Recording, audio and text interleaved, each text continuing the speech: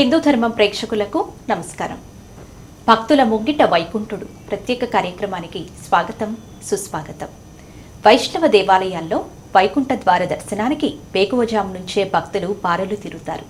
పరమ పవిత్రమైన వైకుంఠ ఏకాదశి ఆచరించగలగటం జీవితానికి దక్కిన ఒక గొప్ప వరం. ఈరోజు శ్రీ మహావిష్ణువు నుంచి ఆయన చేత అనుగ్రహ వరాలను ఎలా సంప్రాప్తింప చేసుకోవాలో వివరించడానికి మనతో ఉన్నారు రచయిత్రి, ఆధ్యాత్మికవేత్త డాక్టర్ ఇనగంటి లావణ్య గారు. వారి మాటలో వైకుంఠ ఏకాదశికి సంబంధించి మరిన్ని విశేషాలు తెలుసుకుందాం. నమస్కారం లావణ్య గారు. నమస్కారం అండి. హిందూ ధర్మ ప్రేక్షకులందరికీ వైకుంఠ ఏకాదశి శుభాకాంక్షలు. లావణ్య గారు, మనం వైకుంఠ ఏకాదశి అంటేనే అన్ని పర్వదినాల్లాగే ఇది కూడా ఒక చక్కని పర్వదినంగా జరుపుకుంటూ ఉంటాం. ఈరోజు స్వామివారి ఉత్తర ద్వార దర్శనం, అలాగే ఉపవాస జాగరణలు, చాలా నియమాలు పాటిస్తూ దాన ధర్మాలు చేస్తూ ఈ పండుగను మనం ఎంతో అద్భుతంగా జరుపుకుంటాం మన హిందూ సంప్రదాయంలో. అసలు ఈ పర్వదినానికి ఎందుకు ఇంతటి విశిష్టత? ముక్కోటి ఏకాదశి అంటే ఎందుకు ఇంతటి ప్రాధాన్యత? మనకి ఎన్నో పండుగలు ఉన్నాయి కదా, సహజంగా దీపావళి, వినాయక చవితి, ఇవన్నీ మనకున్నటువంటి ఎన్నో పండుగలు. ఈ పండుగలన్నీ ఒక ప్రత్యేకత అయితే ఈ వైకుంఠ ఏకాదశికి చాలా ప్రత్యేకత ఉంది. సహజంగా మనకున్నటువంటి తిథులన్నిటిలో ఏకాదశి తిథి చాలా ప్రత్యేకమైనటువంటి తిథి. అది విష్ణు తిథి. విష్ణుమూర్తికి చాలా ప్రియమైనటువంటి తిథి ఆ ఏకాదశి తిథి. మనకి సంవత్సరంలో మొత్తం 24 ఏకాదశులు వస్తాయి. ఒకవేళ అధిక మాసం వస్తే ఇంకొక 2 ఏకాదశులు పెరుగుతాయి. ఈ ఒక్కొక్క ఏకాదశికి ఒక్కొక్క పేరు కూడా ఉంది. కానీ మొత్తం 24 ఏకాదశులు ఉన్న 3 ఏకాదశులు ప్రత్యేకం. ఒకటి శయన ఏకాదశి, ఆషాఢ మాసంలో వస్తుంది, దాన్నే మనం తొలి ఏకాదశి అంటాం. ఇంకొకటి కార్తీక మాసంలో వచ్చేటువంటి ఏకాదశి, పరివర్తన ఏకాదశి అంటారు దాన్ని. ఇది వైకుంఠ ఏకాదశి. ఇది చాలా ప్రత్యేకమైనటువంటి ఏకాదశి. ఎందుకు అంటే మనం సహజంగా మన తెలుగు ప్రాంతాల్లో ఎక్కువగా మనం ఏ పండుగని ఏది చేసినా మనం చాంద్రమాయన ప్రకారం చేస్తాం. అంటే చంద్రుడు ఏ తిథిలో ఉంటే, పౌర్ణమి రోజుకి ఏ తిథి ఉంటే దాని మాసంగా మనకి ఏ నక్షత్రంలో చంద్రుడు ఉంటే ఆ నెలగా మనం చేసి ఒక్క పౌర్ణమికి ఒక విశేషంగా జరుపుకుంటాం. కానీ ఇక్కడికి వచ్చేటప్పటికి ఈ వైకుంఠ ఏకాదశి అనేది ఒక్కొక్కసారి మార్గశిర మాసంలో వస్తుంది, ఒక్కొక్కసారి పుష్యమాసంలో వస్తుంది. కరెక్ట్గా ఈ పలానా రోజు పలానా నెలలో వస్తుందని చెప్పలేం. కానీ మనం అన్ని చంద్రమాయన ప్రకారం అనుసరిస్తున్న కొన్ని సందర్భాల్లో సూర్యమానాన్ని కూడా అనుసరిస్తాం. ఆ సూర్యమానం ప్రకారం అంటే ఏ మాసంలో సూర్యుడు ఉంటే దానిని సూర్యమానం అని దాని ప్రకారం చూసుకుంటాం. ఇక్కడికి వచ్చేప్పటికి సూర్యుడు ధనుస్సు రాశిలో ఉంటాడు, అందుకని ధనుర్మాసం అని చేసుకుంటాం. ఈ వైష్ణవులకి ధనుర్మాసం చాలా ప్రీతి. శైవులు కనుక కార్తీక మాసానికి ఎంత ప్రాముఖ్యత ఇస్తారో, శాక్తేయులు మనకు ఆశ్వీజ మాసంలో వచ్చే దేవీ నవరాత్రులకి ఎంత ప్రాధాన్యత ఇస్తారో, ఈ వైష్ణవులకి ధనుర్మాసం అంటే అంత ప్రీతి. ఎందుకంటే అందరికీ తెలుసు, గోదాదేవి ఎంత భక్తితో స్వామివారిని ఆరాధించింది, అందరినీ పిలిచి. ఈ నెల రోజులు తిరుమలలో కూడా స్వామికి సుప్రభాత సేవ ఉండకుండా తిరుప్పావయ్యే చదువుతారు. అంతా స్వామికి కూడా చాలా ప్రీతికరమైనటువంటిది ధనుర్మాసం. ఆ ధనుర్మాసంలో వచ్చేటువంటి ఏకాదశి తిథి ఇది వైకుంఠ ఏకాదశి. మరి స్వామి మనం ఇందాక చెప్పుకున్నాం కదా, ఒకటి శయన ఏకాదశి, ఆ రోజు నిద్రలోకి వెళ్తారు. పరివర్తన ఏకాదశి రోజు కొంచెం పక్కకి తిరుగుతారు, ఈరోజు నిద్ర నుంచి లేస్తారు ఆయన. దాన్ని ఉత్థాన ఏకాదశి అంటాము, ముక్కోటి ఏకాదశి అంటాం, పుత్రదా ఏకాదశి అంటారు. చాలా పేర్లు ఉన్నాయి ఏకాదశికి, ఒక్క పేరు కాదనమాట. మరి స్వామి ఆయన నిద్రపోతున్నా కూడా మామూలుగానే నారాయణుడు చాలా అందగాడు. ఆయన రూపం చూస్తున్న కొద్దీ చూడాలనిపిస్తూనే ఉంటుంది, కానీ కన్ను తిప్పుకోలేం. అలాంటి నారాయణుడు నిద్రపోతున్నా కూడా అందంగానే ఉంటాడు. ఎట్లంటే మనకు రామాయణ భారతాల్లో స్వామి నిద్రపోతుంటే కూడా చూసి ఆనందించిన విశ్వామిత్రాది మహర్షుల్ని, అలాగే దేవకి వసుదేవులు, వీళ్ళందరూ స్వామి నిద్రపోతున్నా వాళ్ళకి లేపాలనిపించేది కదా బాల్యంలో, అంత చక్కగా వర్ణన ఉంటుంది. మరి అలాంటి స్వామి నిద్ర నుంచి అలా అరమోర్పుడు కన్నులతో లేచి మనల్ని చూస్తుంటే ఆ స్వామిని చూడడానికి మనకి ఎంత భాగ్యం ఉండాలి. అలా చూస్తున్నటువంటి స్వామి దృష్టికి మనం ఉండేటట్లుగా స్వామి చూపు మన మీద పడేటట్లుగా మనం స్వామి దర్శనానికి వెళ్తే మరి ఆ స్వామివారి కరుణా కటాక్షాలు మనకి కలగడం అనేది అది చాలా ఉత్తమమైనట్టుగా, మిగతా పండుగలన్నీ ఒక ఎత్తు, ఇది ఒక్కటే ఒక ఎత్తు అనేది. అందుకనే అనమాట ఆ స్వామి అప్పుడే తెరుస్తున్నటువంటి కన్నులకి ఆ స్వామిని మనం చూడటం, ఆయన దృష్టి మన మీద పడడం మనకి ఎంతో అదృష్టం ఉంటే కానీ మరి ఆ భాగ్యం కూడా దక్కదు కదా. అంతటి భాగ్యాన్ని కలిగిస్తున్నటువంటి ఏకాదశి కాబట్టి వైకుంఠ ఏకాదశికి అంత ప్రాముఖ్యత ఉంది. అందులో కూడా ఏంటి, ఉత్తర ద్వారం స్వామికి అంటే వైకుంఠానికి 4 ద్వారాలు ఉన్నా ఆయన ఉత్తర ద్వారాన్ని ఈ ఒక్కసారి మాత్రమే ఉపయోగిస్తారు, మిగతా రోజులు ఉండదు. తూర్పు ద్వారం నుంచి దేవతల రక్షణకి వెళ్తారు, పడమర ద్వారం నుంచి దుష్ట శిక్షణకి వెళ్తారు ఆయన. ఉత్తర ద్వారం కూడా ఈ ఒక్కరోజు అలా ఆయన ఈ ఏకాదశి, ఈ మార్గశిరం కానీ పుష్యమాసంలో ఈ ధనుర్మాసంలో వచ్చేటువంటి ఏకాదశి రోజు మాత్రమే ఉత్తర ద్వారం నుంచి ఆయన మనకి దర్శనాన్ని ఇస్తారు. ఆ దర్శనం కోసం దేవతలు కూడా ఎంతో ఎదురు చూస్తూ ఉంటారు. అంటే ఆయన వైకుంఠ గుమ్మం ముందు స్వామి ఎప్పుడు తలుపు తీస్తారా, స్వామిని ఎప్పుడు దర్శించుకుందామా అని ముక్కోటి దేవతలు కూడా అక్కడ నుంచి, అంతటి దేవతలే అందరూ అక్కడ నుంచి స్వామి దర్శనం కోసం తప్పిస్తుంటే సామాన్య మానవులైనటువంటి మనం మన దేవాలయాలలో స్వామి దర్శనం కోసం వెళ్ళి ఆయన దర్శన భాగ్యాన్ని పొందడం అనేది నిజంగా మరి అదృష్టమే కదా మనకి. అది అందుకని చాలా విశేషమైనటువంటి దినంగా దీన్ని మనకి శాస్త్రంలో చెప్పారు, పెద్దలు పండితులందరూ చెప్పారనమాట. ఆ ఉత్తర ద్వారం ఎప్పుడో సంవత్సరంలో ఒక్కసారే తీసి ఆ ఉత్తర ద్వారం నుంచి స్వామి మనకి కనబడడం అనేది, అంటే ఇక్కడ ఉత్తరం అంటే ఇంకొక అర్థం కూడా ఉందండి, జ్ఞానము భక్తి. ఆ స్వామి దర్శనం లభించడం అనేది సామాన్యమైనటువంటి విషయం కాదు. స్వామిని దర్శించుకోవడం అంటే మనకి జ్ఞానము భక్తి అవి రెండు మనలో కలిగితేనే ఆ స్వామిని మనం చూడగలుగుతాము. కానీ మిగతా విషయాలన్నీ పక్కన పెట్టి దైవానికి కూడా, దైవ దర్శనానికి, దైవ నామానికి కూడా కొంత ప్రాముఖ్యతనిచ్చి స్వామిని దర్శించుకోండి. బుద్ధి జ్ఞానాలతో, భక్తితో, జ్ఞానంతో స్వామిని దర్శించుకుని తరించండి అని చెప్పి మనకి చెప్పడానికి ఇది ఉత్తర ద్వార దర్శనం వైకుంఠ ఏకాదశి ఇంత ప్రాముఖ్యత కలిగినటువంటి అన్నమాట. లావణ్య గారు, మరి ఈ వైకుంఠ ఏకాదశి నాడు శ్రీ మహావిష్ణు అంటే స్వామివారు ముక్కోటి దేవతలతో కలిసి భూసంచారం చేస్తారని చెప్తూ ఉంటారు కదా, దీని వెనుకున్న పరమార్థం ఏంటి? అంటే స్వామి మొట్టమొదటిగా వచ్చినప్పుడు మధుకైటబులు అనే రాక్షసులు ఉండి వారు ప్రజలందరినీ ఇబ్బంది పెడుతూ ఉన్నారు.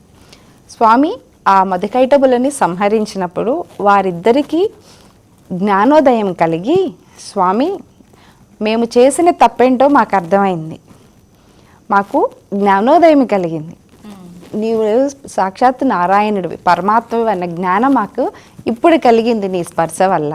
మేము తెలియక అజ్ఞానంలో ఎంతో తప్పులు చేసాం, కానీ చనిపోయే ముందు మాది ఒక కోరికయ్యా, నీ వైకుంఠ ఎక్కడైనా సరే, ఏ ఊరిలో ఏ గ్రామంలో ఎక్కడైనా కానీ సరే దేవాలయంలో వైకుంఠ మందిరాన్ని ఏర్పరిచి దానికి ఉత్తర ద్వారం ఒక దానిని ఏర్పరిచి ఆ ఉత్తర ద్వారంలో నుంచి ప్రజలందరూ నీ నామస్మరణ చేసుకుంటూ ఎవరైతే ఆ ఉత్తర ద్వారంలో నుంచి నిన్ను దర్శించడానికి వస్తారో ఆ దేవాలయాలన్నిటికీ నీవు వెళ్ళి అక్కడున్నటువంటి ప్రజలందరినీ దీవించు, వాళ్ళందరికీ నీ కరుణా కటాక్షాలను ప్రసాదించు అని మధుకైటబులు రాక్షసులు ప్రజలు మన కోసమని వాళ్ళు వేడుకున్నారు.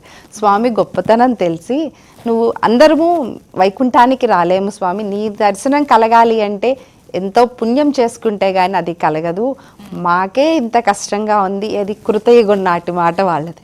ఇక ముందు ముందు రాబోయే యుగాలలో అది ఇంకెంత కష్టమో మాకు అర్థమవుతుంది. నీ దర్శనానికంటే సప్త ఋషులు వీళ్ళు తప్పిస్తే అందరికీ అనుజ్ఞ ఉండదు, మరి సామాన్య మానవుడికి నువ్వు ఎలా తరిస్తావు, వాళ్ళు చేసేటువంటి పాపాలు ఎలా పోవాలి, వాళ్ళకి నీ దర్శన భాగ్యాన్ని కలిగించు స్వామి అని వాళ్ళు మన కోసం వేడుకున్నారనమాట. ఇప్పుడు ఇలా ఈ ఉత్తర ద్వారం ఏ ఏ దేవాలయాలతో ఉంటుందో నీవు అక్కడికి వెళ్ళి అందరినీ ఆశీర్వదించయ్యా, నీ ఆశీర్వాదం, నీ కరుణా కటాక్షం ప్రజలందరికీ కావాలి అని మధుకైటబులు కోరుకున్నారు. వారి కోరికను మన్నించి స్వామి భూలోక సంచారానికి వచ్చారు.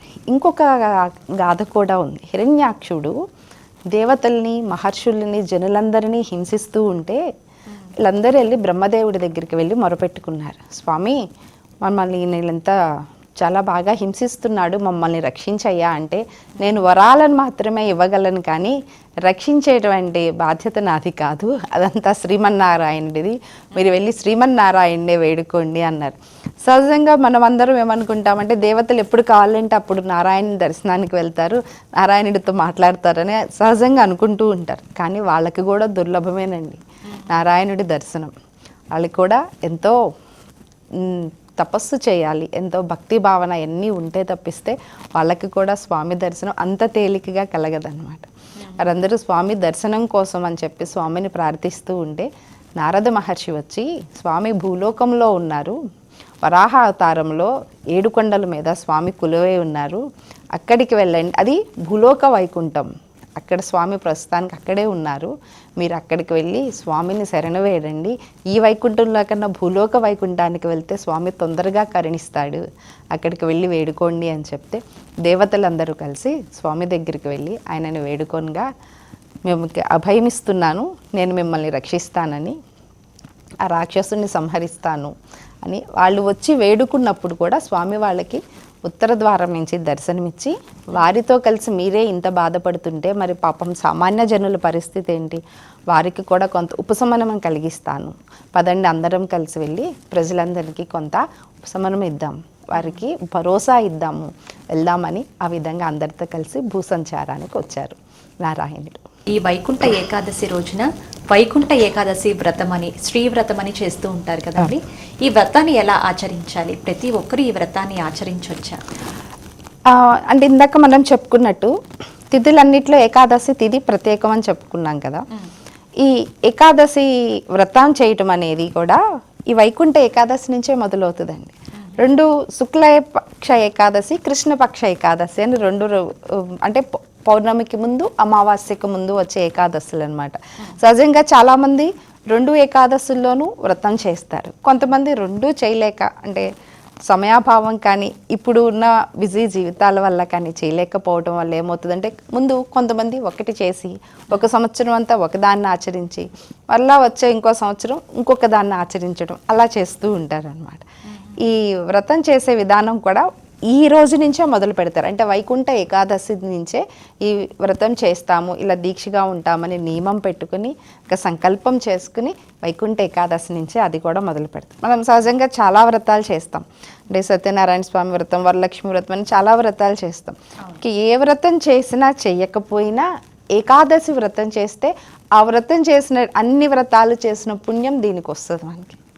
ఈ ఏకాదశి వ్రతం అందరూ చేయొచ్చు. అంటే ఇక్కడ ఏకాదశి వ్రతం అంటే ఏదో కాదమ్మా, భగవంతుణ్ణి ప్రేమగా, అంటే నువ్వంటే నాకు ఎంత ఇష్టమో అని భగవంతుడికి మన ప్రేమను మనం తెలియచేయటం అనమాట. భక్త జననీ వ్రతం అని కూడా అంటారు దీన్ని. భక్తులు ప్రేమతో తన భగవంతుడితో మాట్లాడుకోవటం, తన ప్రేమని వ్యక్తం చేసేటువంటి విధానం. సహజంగా మరి ఈ వ్రతంలో విచిత్రం చూడండి, ఉపవాసం ఉంటారు, స్వామికి కూడా నైవేద్యాలు, రకరకాల నైవేద్యాలు కూడా ఏం పెట్టరు. అంటే ఉపవాసం, మరి స్వామికి ప్రసాదంగా పెట్టింది మళ్ళీ మనం తీసుకోవాలి కదా, మరి ఉపవాస దీక్షలో ఉంటారు కదా, అందుకని అది తీసుకోవడానికి ఉండదు కదా. అంటే వాళ్ళ భక్తిని ప్రసాదంగా పెట్టడం అన్నమాట. వాళ్ళకి ఎంత భక్తి ఉందో ఆ భక్తినే ప్రసాదంగా పెడతారు. వాళ్ళు ఆ రోజు చేసుకునేటువంటి కీర్తనలు కానివ్వండి, పారాయణం కానీ, నామస్మరణ కానీ, ఏదైనా ఎంత ప్రేమతో, ఎంత భక్తి భావనతో చేస్తే అదే ఆయనకి ప్రసాదం. అలా ఆచరించేటువంటి దాన్ని ఏకాదశి వ్రతం అంటారు. ఈ ఏకాదశి వ్రతం అందరూ చేసుకోవచ్చు. దానికి అలా అందరూ చేయొచ్చు, అందరూ ఆచరించవచ్చు. ఆచరించకపోతేనే దోషం.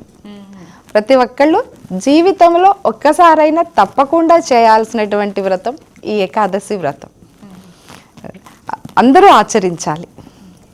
అయితే ఈ వైకుంఠ ఏకాదశి నాడు ఉపవాసము, జాగరణ, దీక్షలు అనేవి విశేషంగా చేస్తూ ఉంటారు కదా. ఉపవాసం ఎలా చేయాలండి? మనకి అసలు ఏకాదశి అంటేనే ఉపవాసం.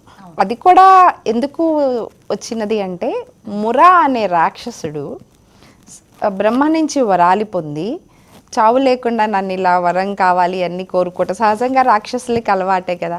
అలా విష్ణుమూర్తి తన మాయతో తన శక్తితో రాక్షసులను సంహరించడం జరుగుతుంది. ఆయన వారిద్దరికి చాలా సంవత్సరాల యుద్ధం జరిగి ఈయన అలసిపోయి విశ్రాంతి తీసుకుంటే విష్ణుమూర్తిలో నుంచి ఒక శక్తి వచ్చి మురా అనే రాక్షసుడిని సంహరిస్తుంది. ఆ తిది ఆ వచ్చినటువంటి శక్తి నన్ను ఏకాదశి అనే పేరుతో పిలవండి అని తనకి ఉన్నటువంటి ఒక ప్రత్యేకత చెప్తుంది. ఈరోజు ఎవరైతే ఉపవాసం ఉంటారో వారికి నీవు వైకుంఠ లోకాలని ప్రసాదించు స్వామి అని చెప్తారు. విష్ణుమూర్తి సరే అంటారు. అలాగే మురా అనే రాక్షసుడు అంటారు, నేను ఎక్కడ ఉండాలి అని అడుగుతారు. ధాన్యంలో ఉండు అంటాడు. మిగతా రోజులు ఏది ఇబ్బంది పెట్టకు, ఎవరైతే ఏకాదశి రోజు అన్నాన్ని భుజిస్తారో వారికి చాలా పాపం వస్తుంది, వారిని నువ్వు హింసిస్తావు అంటే తమోగుణం రజోగుణం మనం తినేటువంటి ఆహారం ఎలా మన మీద ప్రభావం చూపిస్తుంది అనేదానికి. సో రోజు మనం మన పొట్టకు కూడా అప్పుడప్పుడు ఒక రోజన్నా దానికి రెస్ట్ ఇస్తే మంచిది అన్న ఉద్దేశంగా ఈ ఒక ఉపవాస వ్రతం అనేది పెట్టారు. అంటే తమోగుణం రజోగుణాలు తగ్గితే మన సత్వగుణం పెరిగి భగవంతుని వైపు అడుగులు వేయాలి, అడుగులు వేస్తాం. ఈ మురా అనే రాక్షసుడు తమోగుణానికి రజోగుణానికి ప్రతీక. ఆ తమో రజోగుణాలు మనం తీసుకునేటువంటి ఆహారంలోనే ఉంటాయి కాబట్టి ఒక్కరోజు తగ్గించినా మనం అంటే ఉపవాసం అనేది ఇది 3 రోజులు ఉంటుందమ్మా. దశమి ముందు రోజు అంటే ఏకాదశి ముందు వచ్చేది ఇది దశమి. దశమి రోజు రాత్రి నుంచే మొదలు పెడతాం. దశమి రోజు రాత్రి ఉపవాసం ఉంటాం, ఏకాదశి అంతా ఉపవాసం ఉండి ద్వాదశి గడియలోపు స్వామివారికి పూజ చేసుకుని ఆయనకి నైవేద్యం ప్రసాదించి అప్పుడు తీసుకుంటారనమాట. ఇది అంటే ఇంత ఇంచుమించుగా 2.5 రోజులు ఉపవాసం ఉన్నట్లే కదా. శరీరానికి అలే ఆ ఉపవాసం ఉన్నారు కదా అని ఎలా పడితే అలా కాకుండా, అంటే కొంతమంది మేము కట్టిక ఉపవాసం ఉంటామండి, మంచినీళ్ళు కూడా తాగమండి అవన్నీ చెప్తారు. కలియుగంలో కట్టిక ఉపవాసం ఉండటం అనేది నిషేధం. అలా ఉండకూడదు. మన శరీరానికి అలసట రాకుండా బడలిక రాకుండా నీవు ఉండు, ఏదైనా చేయి. ఇక్కడ ఇంకొక అర్థం ఉపవాసం అంటే స్వామికి సమీపంగా ఉండటం. తిండి మానేయటం ఉపవాసం కాదు.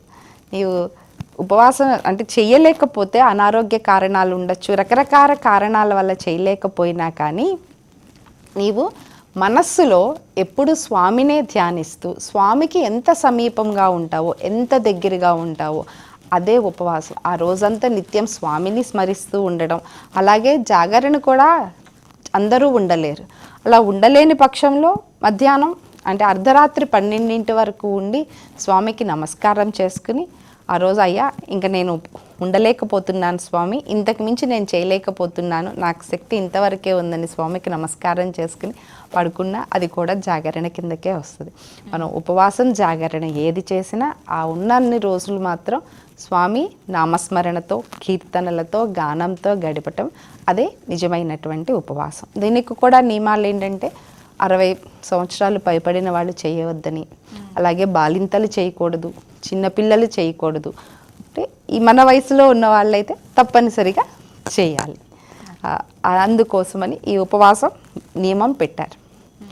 ప్రతి నెల పాటించే వాళ్ళు ఉంటారు. ఇంకొకటి మన దగ్గర 5 జ్ఞానేంద్రియాలు 5 కర్మేంద్రియాలు మన శరీరంలో ఉన్నాయి. అవన్నీ కలిపితే 10. మనస్సు అది కలిపితే 1, 11 అయినాయి. అక్కడే కదా ఏకాదశి అని. ఆ 10టిని మనస్సుతో కలిపి భగవంతుడికి దగ్గర కూర్చుని ఆయనని ధ్యానించడమే నిజమైనటువంటి ఉపవాసం. అయితే స్వామివారికి విశేషంగా అంటే మనం తీసుకోకుండా స్వామివారికి నివేదన ఏ నైవేద్యాలు సమర్పించవచ్చండి? సహజంగా చాలామంది అయితేనమ్మా అసలు ఈ ఏకాదశి రోజు ఉపవాసంలో ఉంటారు కదండి. స్వామికి బియ్యంతో చేసినటువంటి పదార్థాలు ఏవి నైవేద్యంగా పెట్టరు. అట్లా కేసరి పండ్లు, మళ్ళీ గోధుమ నూకతో చేసినటువంటివి, నూకతో చేసినటువంటి పదార్థాలనే నైవేద్యంగా పెడతారు. పళ్ళు ఏ పళ్ళైనా పెట్టచ్చు. పాలు కూడా నైవేద్యంగా పెడతారు. అంటే ఎలా అయితే మురా అనే రాక్షసుడు మరి అక్కడ ఆ రోజు బియ్యంలో ఉంటాడు కదా, అన్నంలో, అందుకని స్వామికి దాన్ని కూడా పెట్టరు అనమాట. ఆ రోజు చాలా ఖచ్చితంగా పాటించే వాళ్ళైతే స్వామికి ఆ రోజు ఇవన్నీ అన్నంతో చేసినటువంటి పదార్థాలన్నింటినీ వదిలేసి మిగతా వాటిలతో నైవేద్యం పెడుతూ ఉంటారు. ఏదైనా పండ్లని పెట్టచ్చు, పండ్లను పెట్టచ్చు, ఏ పండ్లైనా పెట్టచ్చు స్వామికి. అలాగే కేసరి, అదేమీ అన్నంతో చేసింది కాదు కదా, అలాగే గోధుమ రవ్వతో చేసినటువంటివి అలాంటివి నైవేద్యంగా పెట్టుకోవచ్చు మళ్ళీ. అయితే మనం ఏ పర్వదినమైనా సరే మన హిందూ ధర్మంలో, హిందూ సంప్రదాయంలో దాన ధర్మాలకు అధికమైన స్థానాన్ని ఇస్తూ ఉంటారు. మరి ఈ వైకుంఠ ఏకాదశి రోజున ఎలాంటి దాన ధర్మాలు చేస్తే మంచిదండి? వైకుంఠ ఏకాదశి రోజు కన్నా అంటే ఎక్కువగా ఈ రోజంతా ఉపవాసం ఉంటాం కదా, ద్వాదశి రోజు స్వామికి పూజాధికాలు పూర్తి చేసుకుని ఆయనకు ప్రసాదం పెట్టి ఆ ప్రసాదాన్ని స్వీకరించి ఆ ద్వాదశ గడియలు ఉన్న సమయంలోనే వదిలి గుళ్ళో బ్రాహ్మణులకి దానం చేస్తారు. ఏకాదశి తిథి రోజు కన్నా ద్వాదశి తిథి రోజు దానం చేయటం శ్రేష్టం. ద్వాదశి రోజు ఎక్కువగా దానాలు అవన్నీ చేస్తారు. ఇంకొకటి ఏంటంటే క్షీరసాగరాన్ని మదించితే అమృతం వచ్చింది కదా, అది కూడా ఏకాదశి తిథి రోజే వచ్చింది. అలాగే క్షీరసాగరంలో నుంచి లక్ష్మీదేవి వచ్చింది. ఆ అమ్మవారికి పూజ చేసుకుని ఇవన్నీ చేసేది ద్వాదశి రోజు చేస్తారనమాట ప్రీతిగా. అందుకని ఏకాదశి రోజు కన్నా ఎక్కువగా ద్వాదశి రోజు దానాలు చేయటమే ఉంది మనకి. స్వయంపాక దానం, ఇంకా మన శక్తి కొలది ఏమి ఇవ్వగలిగితే అవి అన్నీ దానాలు ఇచ్చుకోవచ్చు అన్నమాట. అది ఇది అది అనేం లేదు, మన శక్తి కొలది. ఒక బ్రాహ్మణుల కుటుంబం తినగలిగినంత, వాళ్ళకి మనం ఇవ్వగలిగినంత అన్ని దానాలు శ్రేష్టమే ఆ రోజు. అద్భుతం. వైకుంఠ ఏకాదశి గురించి చక్కని వివరణ ఇచ్చారు. ధన్యవాదాలు. నమస్కారం. యుగ యుగాల నుండి ఆచరిస్తున్న మహిమాన్వితమైన పర్వదినం వైకుంఠ ఏకాదశి. ప్రతి మనిషి తన జీవితంలో ఒక్కసారైనా వైకుంఠ ఏకాదశి వ్రతాన్ని ఆచరిస్తే కలిగే సత్ఫలితాలను గురించి, వైకుంఠ ఏకాదశి నాడు ఉత్తరద్వారం గుండా శ్రీ మహావిష్ణువుని దర్శించటం వలన, శ్రీవ్రతాన్ని ఆచరించటం వల్ల కలిగే సత్ఫలితాలని మనం ఆధ్యాత్మికవేత్త లావణ్య గారి మాటల్లో తెలుసుకున్నాం కదా. ఇదండి ఇవాల్టి భక్తుల ముంగిట వైకుంఠుడు ప్రత్యేక కార్యక్రమం. తిరిగి మరో కార్యక్రమంలో మళ్ళీ కలుసుకుందాం. నమస్కారం.